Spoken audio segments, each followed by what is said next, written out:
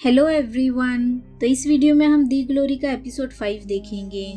अगर आपने पहले के एपिसोड्स नहीं देखे तो उनका लिंक आपको डिस्क्रिप्शन में मिल जाएगा। एपिसोड 5 की शुरुआत में हम देखते हैं हाउसकीपर योंजिन की मॉम और एक आदमी की बहुत सारी तस्वीर लेती है। वहीं डोंगयन एक शॉप में राइस केक खा रही होती है। तभी बाहर से डोयोंग उसे देखता है और अंदर जाता है। वो उससे पूछता है, मेरे जीते हुए पैसों से खा रही हो? डोंगयन कहती है, नहीं, मेरे पास थे पहले से। डोयोंग पूछता है, दूसरी गैम्बलिंग भी करती हो?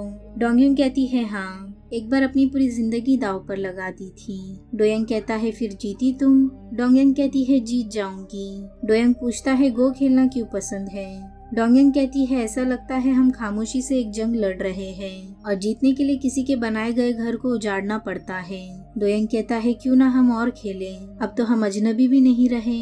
वो उसे अपना कार्ड देता है। डोयोंग कहती है, अगली बार ज्यादा पैसे ले आना, और जाने लगती है। बाहर से कोई उनकी तस्वीर लेता है। अब अगली सुबह बिल्डिंग की ओनर टेरेस पर आती है। डोंगयन वहीं होती है।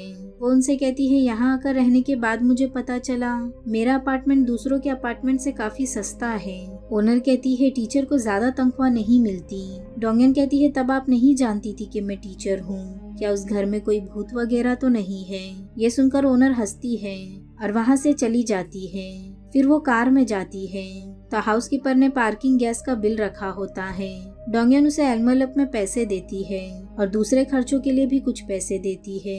हाउसकीपर उसे लिख कर देती है, मैं हेजियोंग का फोन चोरी करने वाली हूँ। डोंगयन कहती है, हम मिलते हैं। फिर वो दोनों रात में एक गार्डन में मिलते हैं। अब हाउसकीपर उसे फोटो बताती है कि योजिन की मॉम एक आदमी से अक्सर मिलती है। डोंगयन कहती है, जब मैं तुमसे पहली बार मिली थी तो मुझे पता नहीं था तुम इतनी बहादुर हो। खुद को खतरे में मत डालना। हाउसकीपर कहती है, नहीं डालूंगी, और डोंगयन की फोटो खींचने लगती है। डोंगयन मना करती है पर तब तक वो अचानक खींच लेती है। डोंगयन को पुरानी याद आ जाती है जब नर्स उसके जख्मों की फोटोज खींच रही होती है। डोंगयन डर जाती है, उसे पसीना निकलने लगता है। हाउसकीपर उससे माफी मांगती है। डोंगयन कहती है, कोई बात नहीं, और उसे अपनी फोटोज खींचने देती है। अब वहीं योंजिन प्रिंसिपल को कॉल करती है और उनसे मिलने जाती है। प्रिंसिपल उसे बताता है, डोंगयन को डायरेक्टर ने खुद यहाँ लाया है। ये सुनकर योंजिन कहती है, यानी वो ये जॉब के लिए क्वालिफाइड नहीं है?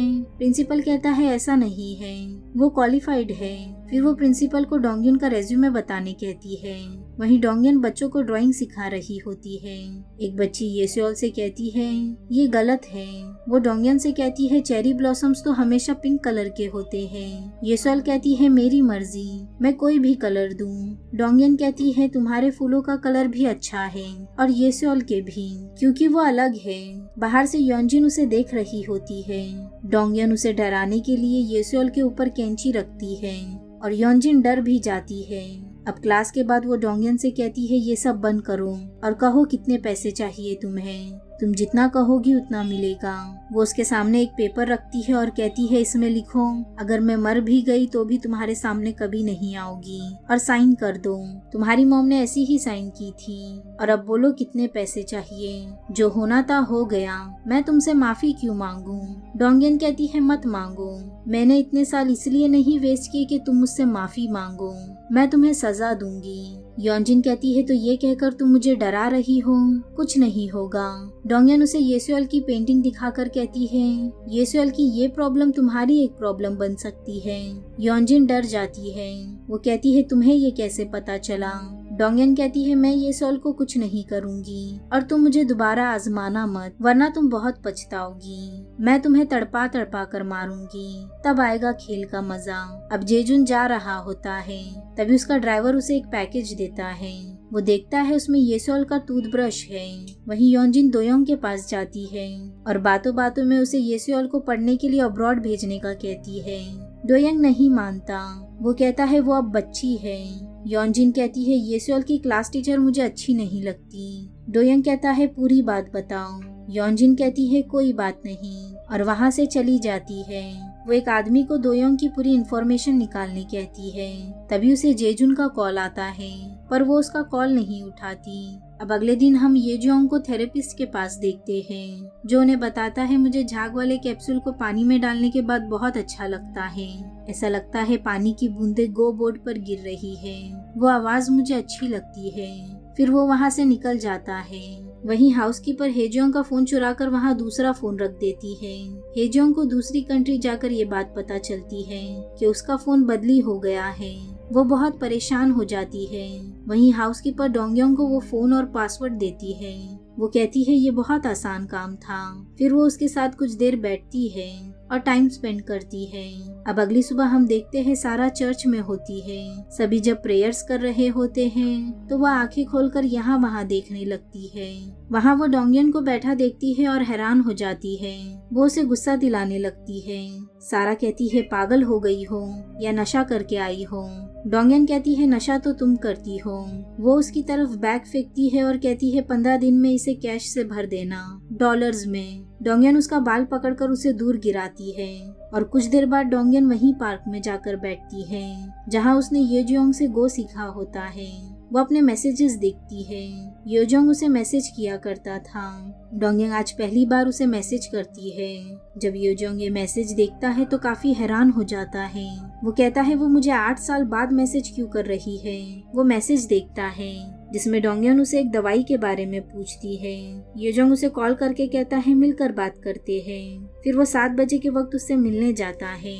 वो दोनों उसी पार्क में बैठे होते हैं। डोंगयन उसे बताती है मैं सेमयोंग एलिमेंट्री स्कूल की टीचर हूँ। योजोंग उसे दवाई के बारे में बताता है। जब वो बता रहा होता है तो डोंगयन कहती है वो दवाई सिर्फ तुमसे बात करने का एक बहाना था। योजोंग कहता है जानता हूँ, उस दवाई के बारे में तो तुम्हें किसी भी साइट से पता चल जाता। फिर मैंने सोचा तुम मुझसे मिलने का बहाना क्यों ढूंढोगी। डोंगयन कहती है सॉरी अगर मैं तुमसे रूडली पेश आई थी तो और तुम्हें हर्ट किया हो तो। योजिन कहता है मुझे ऐसा क्यों लग रहा है कि ये हमारी आखिरी मुलाकात है। डोंगयन कुछ नहीं कहती तो योजियोंग कहता है तो यही बात है, तुम ये कहने आई हो कि मैं तुम्हें मैसेज करना बंद कर दूं, पर क्यों? मैसेज का तो तुम जवाब नहीं देती। डोंगयन कहती है तुम मेरे टाइप के नहीं हो। योजियोंग कहता है मुझे नहीं पता तुम क्या कर रही हो, तुम वो करो जो तुम करना चाहती हो, पर साथ में मुझे भी डेट करो, मैं तुम्हारा बहुत ख्याल रखूंगा। ये सुनकर डोंगयन जोर जोर से हंसने लगती है। योजियोंग बस उसे देखे ही जा रहा होता है।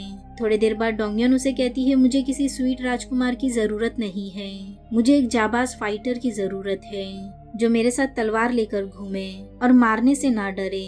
डोंगयन को याद आता है म्योंगो उसका गला दबा रहा होता है और योंजिन उनका वीडियो बना रही थी। फिर म्योंगो उसे मारता है। अब अगले दिन डोंगयन म्योंगो से मिलती है। वो उसे कहती है तुम तुम्हारा टैटू नहीं छुपाते। म्योंगो कहता है इसका मतलब है मौत एक दिन आनी ही है। डोंगयन कहती है तुम उसे बैंडेज से छुपाया करते थे और स्पेनिश में उसका मतलब अलग हो जाता था। म्योंगो पूछता है क्या मतलब था।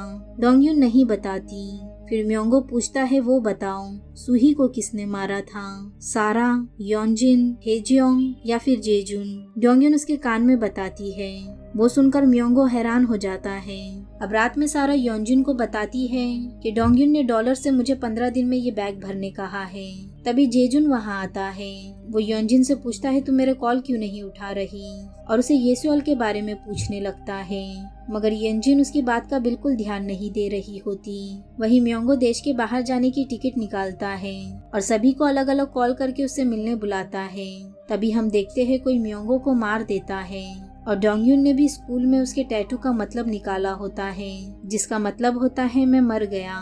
यहीं ये एपिसोड एंड होता है। वीडियो पसंद आया हो तो लाइक शेयर और सब्सक्राइब जरूर करना। मिलते हैं नेक्स्ट एपिसोड में।